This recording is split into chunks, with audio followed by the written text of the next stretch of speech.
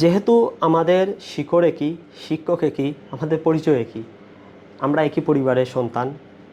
আমি রাফি আহমেদ, সহসাংগঠনিক সহ-সাধারণ সম্পাদক, বয়ালজুবাজার উচ্চ বিদ্যালয়ের প্রাক্তন ছাত্রছাত্রী কল্যাণ পরিষদ, ইউকে। আজকে আমি এখানে সবাইকে ধন্যবাদ জানাতে চাই, বিশেষ করে উপস্থিত আজকে বিভিন্ন সংবাদ মাধ্যমের সাংবাদিক ভাইদেরকে। আজকে আমরা উপস্থিত হয়েছি বয়ালজুবাজার উচ্চ বিদ্যালয়ে কমিটি সংক্রান্ত কিছু বিষয় নিয়ে আলোচনা করতে। আজকে আমাদের সাথে আমাদের বয়ালজুবাজার উচ্চ বিদ্যালয়ের প্রাক্তন ছাত্রছাত্রী কল্যাণ পরিষদের সভাপতি সহ আমাদের সহসভাপতি এবং অ্যাডভাইজার প্যানেলের সদস্যরা উপস্থিত আছেন। তো আমি সবাইকে ধন্যবাদ জানিয়ে আমি আমার বক্তব্য শুরু করব। বিসমিল্লাহির রহমানির রহিম। বয়ালজুবাজার উচ্চ বিদ্যালয়ের প্রাক্তন ছাত্রছাত্রী শিক্ষার্থীদের উদ্দেশ্যে একটি তথ্যভিত্তিক প্রামাণ্য উপস্থাপনা আমি এখন শুরু করতেছি। প্রত্যেক ছাত্রছাত্রীদের জন্য শিক্ষা প্রতিষ্ঠান একটি ভবন নয়, বরং হয়ে উঠে স্মৃতি, শিক্ষা, সম্পর্ক এবং পরিচয়ের অংশ। বয়ালজুবাজার উচ্চ বিদ্যালয় আমাদের জন্য তেমনই একটি প্রতিষ্ঠান। এই বিদ্যালয়ই আমাদের শিখিয়েছে চলতে, একে অপরকে সম্মান করতে এবং সমাজের জন্য কাজ করতে। সেই শিক্ষা থেকেই আমরা বিশ্বাস করি একটি প্রাক্তন ছাত্রছাত্রী সংগঠনের সবচেয়ে বড় শক্তি কোনো ব্যক্তি নয়, বরং তার ঐক্য, স্বচ্ছতা এবং সদস্যদের পারস্পরিক আস্থা এই সংগঠনের শক্তি। আজ আমরা সেই আস্থার সঙ্গে জড়িত কয়েক বছরের একটি ঘটনা প্রবাহ আপনাদের সবার সামনে তুলে ধরতে চাই।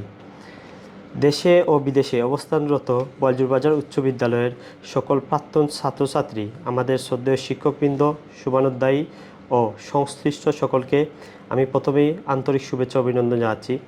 আজ আমরা আপনাদের সামনে উপস্থিত হয়েছি কোনো বিতর্ক সৃষ্টি করার জন্য নয়, বরং একটি দায়িত্ববোধ থেকে। সাম্প্রতিক সময়ে আমাদের সংগঠনকে ঘিরে নানা আলোচনা, মতপার্থক্য এবং বিভিন্ন বক্তব্য সামাজিক যোগাযোগ মাধ্যমে প্রচারিত হয়েছে। একই সঙ্গে একই নামে দুটি পৃথক কমিটি গঠিত হওয়ায় অনেক প্রাক্তন শিক্ষার্থী স্বাভাবিকভাবেই জানতে চেয়েছেন আসলে কী ঘটেছিল। আজকের এই উপস্থাপনায় আমরা সেই প্রশ্নের উত্তর দেওয়ার চেষ্টা করব। প্রথমেই আমরা একটি বিষয় অত্যন্ত স্পষ্ট করে বলতে চাই, এই উপস্থাপনার উদ্দেশ্য কোনো ব্যক্তি বা কোনো পক্ষকে ছোটো করা নয় বা কারো সম্মান ক্ষুণ্ণ করা নয়। আমাদের উদ্দেশ্য হলো ঘটনাগুলোর ধারাবাহিকতা তুলে ধরা, আমাদের অবস্থান ব্যাখ্যা করা, আমাদের অংশগ্রহণ করা বৈঠক, লিখিত আবেদন, যোগাযোগ এবং অন্যান্য প্রাসঙ্গিক নথির আলোকে আমরা কেন এই অবস্থানে পৌঁছেছি তা আপনাদের সামনে উপস্থাপন করতে চাই। আজকের পুরো উপস্থাপনায় বিভিন্ন পর্যায়ে আমরা প্রাসঙ্গিক নথি, আবেদনপত্র এবং যোগাযোগের অংশ আপনাদের সামনে প্রদর্শন করব, যাতে আপনারা নিজেরাই ঘটনার প্রবাহ মূল্যায়ন করতে পারেন। আপনাদের বিনীত অনুরোধ, পুরো বক্তব্যটি ধৈর্য সহকারে আপনারা শুনবেন এবং বিষয়টি মূল্যায়ন করবেন। তারপর আপনারা নিজের বিবেক, অভিজ্ঞতা ও উপলব্ধি দিয়ে বিচার করবেন। আমরা বিশ্বাস করি সত্য প্রতিষ্ঠানের সবচেয়ে কার্যকর উপায় হলো তথ্য, স্বচ্ছতা ও দায়িত্বশীল উপস্থাপন। কিন্তু বর্তমান পরিস্থিতি বুঝতে হলে আমাদের আজ থেকে নয়, কয়েক বছর পিছনে ফিরে যেতে হবে।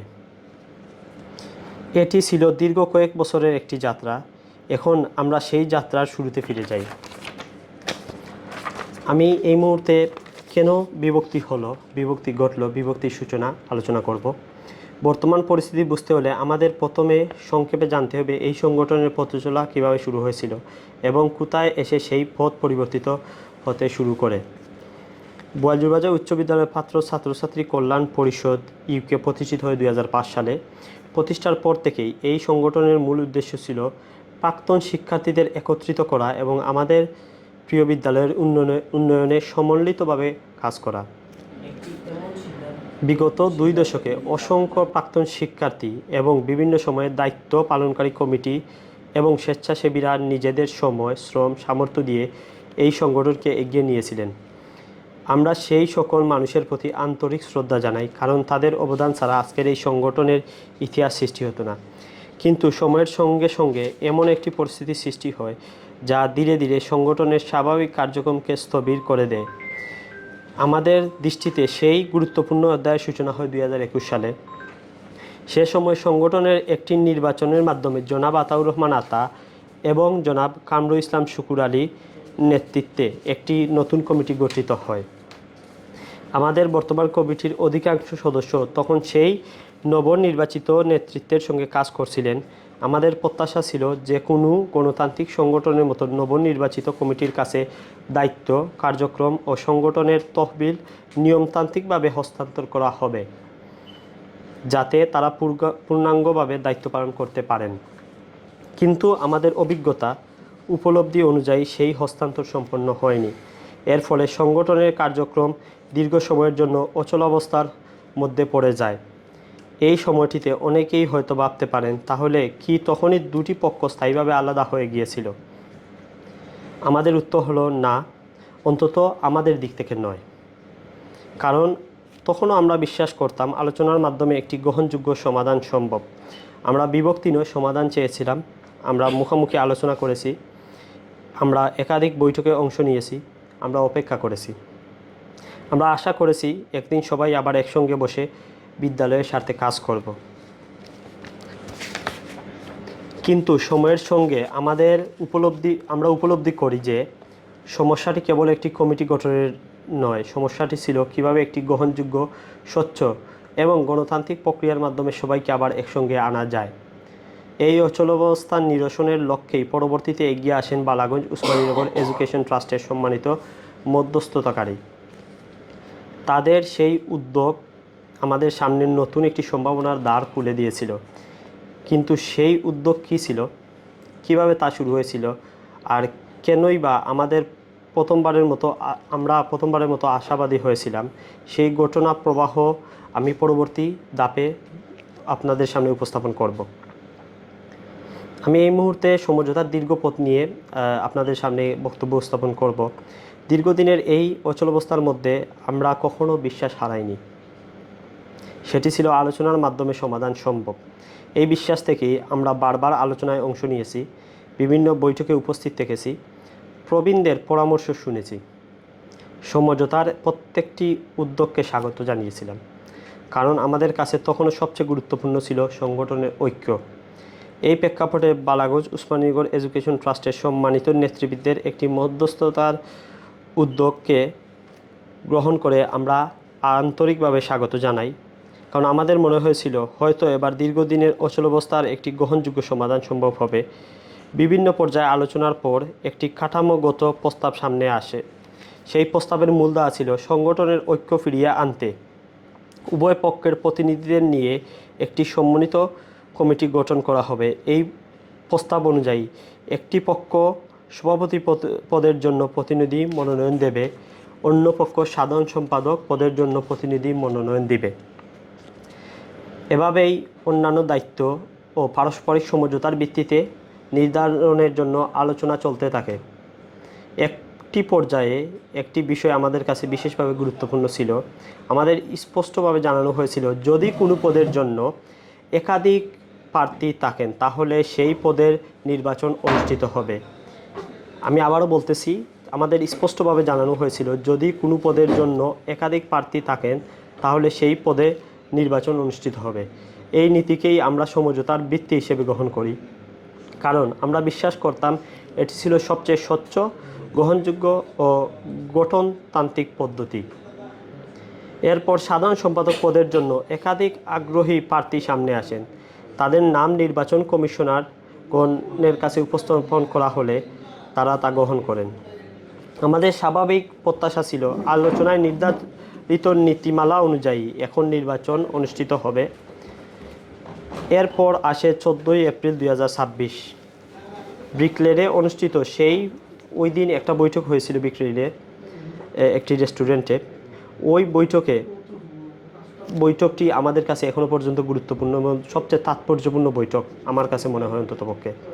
ওই বৈঠকে দীর্ঘ আলোচনা শেষে আমাদের উপলব্ধি অনুযায়ী উপস্থিত অধিকাংশ ব্যক্তি এই বিষয়ে একমত হন যে সাধারণ সম্পাদক পদে নির্বাচন অনুষ্ঠিত হবে। আমাদের কাছে মনে হয়েছিল দীর্ঘদিনের আলোচনার এবার একটি ইতিবাচক পরিণতি হতে যাচ্ছে। কিন্তু বৈঠকের শেষ পর্যায়ে সাধারণ সম্পাদক পদের একজন প্রার্থী মানবিক বিবেচনায় তাকে দায়িত্ব দেওয়ার অনুরোধ জানান। সভার সভাপতি অন্যান্য প্রার্থীদের সেই অনুরোধ বিবেচনার জন্য কয়েকদিন সময় দেন। আমরা সেই সিদ্ধান্তকে সম্মান জানিয়েছিলাম, কারণ আমরা বিশ্বাস করতাম এটিও ছিল আলোচনারই একটি অংশ।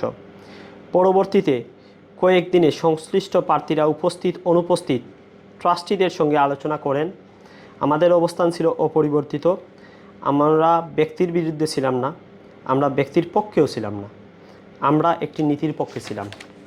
সেই নীতি ছিল, যেখানে একাধিক প্রার্থী থাকবে সেখানে নির্বাচন হবে।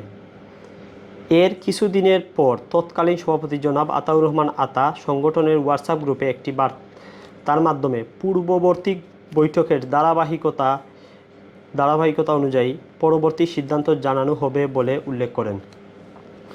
এইখানে আপনারা দেখতে পাচ্ছেন এইটার প্রমাণ যে উনি বলেছিলেন যে ধারাবাহিকভাবে তিনি সব কিছু পরিচালনা করবেন ওই বৈঠকের পর।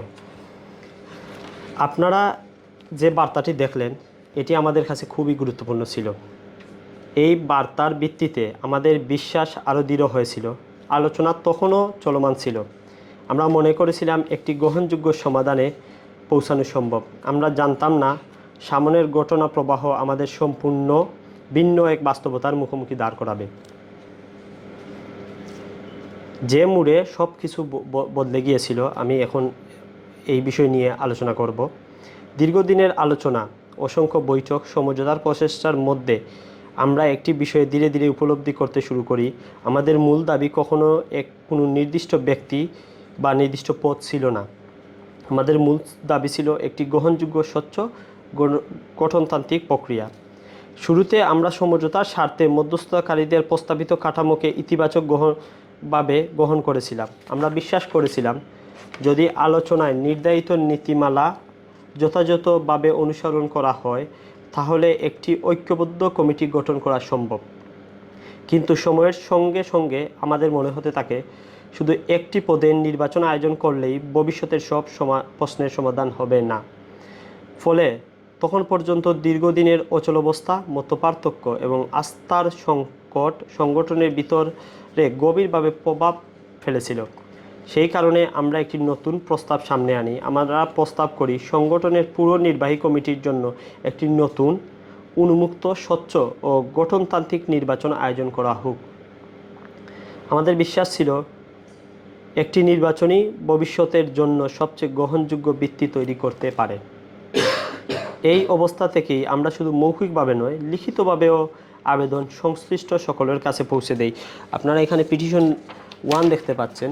এই যে পিটিশনটা আমরা দিয়েছিলাম, এটা বালাগঞ্জ উসমানীনগর এডুকেশন ট্রাস্টের যে সমঝোতাকারীরা ছিলেন ওনাদের কাছে এটা পৌঁছে দেওয়া হয়েছিল। এইটার ডেট হচ্ছে গিয়ে 30 সেপ্টেম্বর 2025 ও 2026 হইব 25।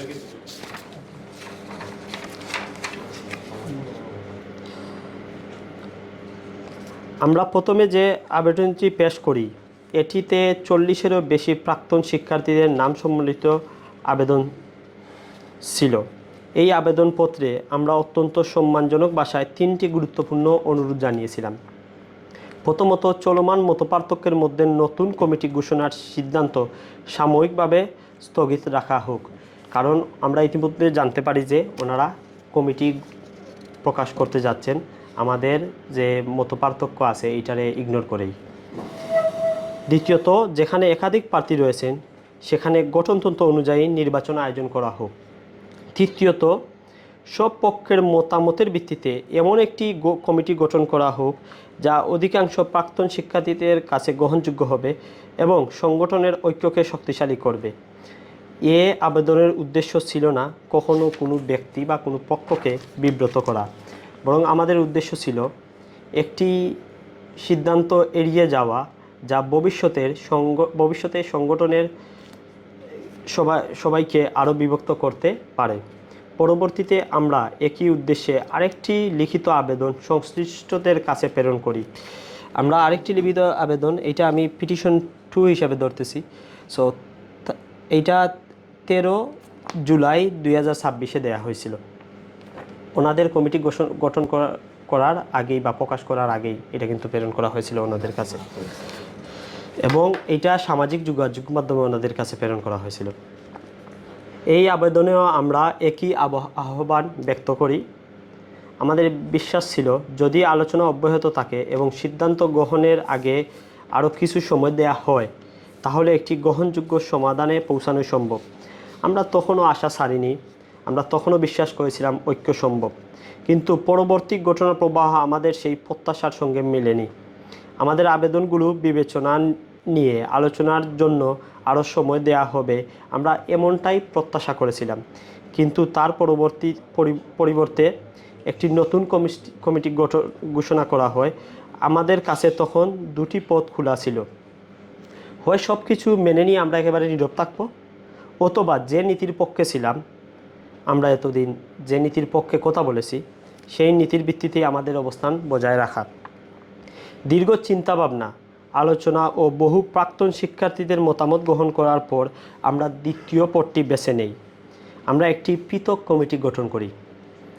এই সিদ্ধান্ত সহজ ছিল না, কারণ আমরা জানতাম এর ফলে প্রশ্ন উঠবে, সমালোচনা হবে, বিভিন্ন অভিযোগও আসবে। বাট আমাদের একটা বিশ্বাস ছিল, যদি আমরা আমাদের অবস্থান ব্যাখ্যা না করি তাহলে ভবিষ্যতে গঠনতান্ত্রিক প্রক্রিয়ার গুরুত্ব আরও দুর্বল হয়ে পড়বে। সেই কারণে আমরা এই ঘটনাগুলো আপনাদের সামনে তুলে ধরেছি। এখন আমি বলতে চাই যে কিছু প্রচারিত বক্তব্য ওনারা প্রচার করেছেন বিভিন্ন সামাজিক যোগাযোগ মাধ্যমে। আমি ওনারা বলতে আমাদের বিদ্যালয়ের কিছু সিনিয়র ভাইদের প্রচারিত বক্তব্য সামাজিক যোগাযোগ মাধ্যমে, ওইটাকে ইঙ্গিত করেই বলতেছি। আমি কমিটি ঘোষণার পর বিভিন্ন সভা, সামাজিক যোগাযোগ মাধ্যম এবং ফেসবুক লাইভে আমাদের কমিটি এবং আমাদের অবস্থান সম্পর্কে বিভিন্ন বক্তব্য উপস্থাপন করা হয়। আমরা বিশ্বাস করি মতের ভিন্নতা থাকতেই পারে, কিন্তু সেই মতভেদ যেন অসম্পূর্ণ তথ্য বা ভুল বুঝাবুঝির উপর প্রতিষ্ঠিত না করা হয়। সেই দায়িত্ববোধ থেকেই আমরা কয়েকটি গুরুত্বপূর্ণ বিষয়ে বাস্তবতা সংক্ষেপে আপনাদের সামনে তুলে ধরতে চাই। প্রচারিত বক্তব্য 1, আমাদের কমিটিতে কোনো অভিজ্ঞ ট্রাস্টি ছিলেন না। এই বক্তব্যের সঙ্গে আমরা বিনয়ের সঙ্গে আমরা একমত নই। বাস্তবে আমাদের বর্তমান কমিটির অধিকাংশ সদস্য বহু বছর ধরে এই সংগঠনের সঙ্গে যুক্ত ছিলেন। অনেকে ট্রাস্টি হিসেবে দায়িত্ব পালন করেছেন, আবার অনেকে ট্রাস্টি হওয়ার প্রক্রিয়ার সঙ্গে সম্পূর্ণরূপে যুক্ত ছিলেন। সংগঠনের বিভিন্ন কার্যক্রমে সক্রিয় ভূমিকা পালন করেছেন। অতএব আমাদের কমিটি সম্পূর্ণ নতুন বা সংগঠনের বাইরে থাকা ব্যক্তিদের নিয়ে গঠিত এমন ধারণা বা বক্তব্য বাস্তব চিত্রের প্রতিফলন নয়। ওনাদের প্রচারিত দ্বিতীয় একটি বক্তব্য হচ্ছে, আমরা আলোচনায় অংশগ্রহণ করিনি। এই বক্তব্য আমাদের অভিজ্ঞতার সঙ্গে সামঞ্জস্যপূর্ণ নয়। আপনারা ইতিমধ্যে দেখেছেন আমরা ধারাবাহিকভাবে বৈঠকে অংশ নিয়েছি, সমঝোতার প্রতিটি উদ্যোগকে স্বাগত জানিয়েছি এবং সমঝোতাকারীদের সঙ্গেও আলোচনা করেছি, লিখিত আবেদন দিয়েছি। 40-এরও বেশি প্রাক্তন শিক্ষার্থীর স্বাক্ষর সম্বলিত আবেদনপত্রটি জমা দিয়েছি। কমিটি ঘোষণা স্থগিত রেখে গঠনতান্ত্রিক নির্বাচনের আহ্বান জানিয়েছি। এই নথিগুলোই আমাদের অবস্থানের সাক্ষ্য বহন করে। আপনারা এই যে 3টা নথি আমি পূর্ববর্তীতে দেখাইছি, এই 3টা নথিগুলাই কিন্তু আমরা এইটার সাক্ষ্য বহন করে আমরা আলোচনায় আদৌ অংশগ্রহণ করছি কিনা করছি না। এখন এই মুহূর্তে প্রচারিত আরেকটি বক্তব্য, আমরা একটি বা পদ পদবীর জন্য এই অবস্থান নিয়েছি। সম্ভবত এই অভিযোগটি সবচেয়ে বেশি আলোচিত হয়েছে যে আমরা পদ পদবীর জন্য আলাদা কমিটি গঠন করেছি, কিন্তু আমরা বিশ্বাস করি আজকের এই উপস্থাপনার পূর্ববর্তী অধ্যায়গুলোই আমাদের এই প্রশ্নের উত্তর দিয়ে দিয়েছে। আমরা শুরুতে সমঝোতার কাঠামোকে গ্রহণ করেছিলাম, পরবর্তীতে আমরা শুধু একটি পদ নয়, পুরো নির্বাহী কমিটির জন্য একটি নতুন উন্মুক্ত গঠনতান্ত্রিক নির্বাচনের প্রস্তাব দিয়েছিলাম। যদি আমাদের উদ্দেশ্য কেবল একটি পদ হতো তাহলে পুরো কমিটির জন্য নতুন নির্বাচনের প্রস্তাব দেওয়ার কোনো প্রয়োজন ছিল না। আমাদের অবস্থান ছিল পদের চেয়ে প্রক্রিয়া অত্যন্ত গুরুত্বপূর্ণ। আরেকটি খুবই দুঃখজনক বক্তব্য, আমরা আমাদের শিক্ষকদের অসম্মান করেছি। এই অভিযোগ আমাদের গভীরভাবে ব্যথিত করেছে, কারণ আমাদের শ্রদ্ধেয় শিক্ষকবৃন্দই আমাদের জীবনের অন্যতম শ্রেষ্ঠ পথ প্রদর্শক। তাদের অসম্মান করার কোনো প্রশ্নই আসে না এখানে। আমরা যদি অনিচ্ছাকৃতভাবে কখনো কোনো পরিস্থিতির জন্ম দিয়ে থাকি যার ফলে এমন একটি ধারণা সৃষ্টি হয়েছে, তবে আমরা আন্তরিকভাবে দুঃখিত। তবে আমি স্পষ্ট করে বলতে চাই, আমাদের কোনো কর্মকাণ্ডের উদ্দেশ্য কখনোই কোনো শিক্ষকবৃন্দের মর্যাদাকে ক্ষুণ্ণ করবে বা কোনো শিক্ষককে অসম্মান করবে এরকম কোনো কিছু আমরা পরিচালনা করি নাই বা কখনো এরকম কোনো কর্মও করি নাই। এইখানে আমরা আমাদের এগেইনস্টে আরেকটা বক্তব্য প্রচারিত হয়েছিল যে বিভিন্ন জনসম্মুখে আমাদের উদ্দেশ্য অবস্থান সম্পর্কে ওনারা বিভিন্ন মন্তব্য করেছেন। কমিটিতে ঘোষণার অনুষ্ঠান, ওনাদের যে কমিটি ঘোষণার অনুষ্ঠান এবং পরবর্তীতে বিভিন্ন জনসম্মুখের বক্তব্যে আমাদের কমিটি এবং আমাদের কয়েকজন সদস্য সম্পর্কে বিভিন্ন বিরূপ মন্তব্য করা হয়েছে। আমরা সেই মন্তব্যগুলোর ভাষা নিয়ে কোনো আলোচনা করতে চাই না, আমাদের কারো উদ্দেশ্য নিয়েও মন্তব্য করতে চাই না। বরং আমরা বিশ্বাস করি আজকের এই উপস্থাপনার মাধ্যমে আমরা আমাদের অবস্থান, আমাদের অংশগ্রহণ করা ঘটনা প্রবাহ এবং আমাদের হাতে থাকা নথিগুলোর ভিত্তিতে দর্শকের সামনে পূর্ণাঙ্গ চিত্র তুলে ধরেছি। আমরা সবার সামনে যে চিত্রগুলো তুলে ধরেছি, এখন বিচার করার দায়িত্ব আপনাদের। আমরা বিশ্বাস করি যে কোনো সংগঠনের মতভেদ থাকতে পারে, কিন্তু মতভেদের সমাধান হয় তত্ত্ব আলোচনা এবং পারস্পরিক শ্রদ্ধার মাধ্যমে। আমাদের অবস্থান অতীতেও সেটি ছিল, আজকেও সেটি আছে। আজকের এই উপস্থাপনার শেষ পর্যায়ে আমি ব্যক্তিগতভাবে নয়, একজন প্রাক্তন শিক্ষার্থী হিসাবে কয়েকটি কথা বলতে চাই।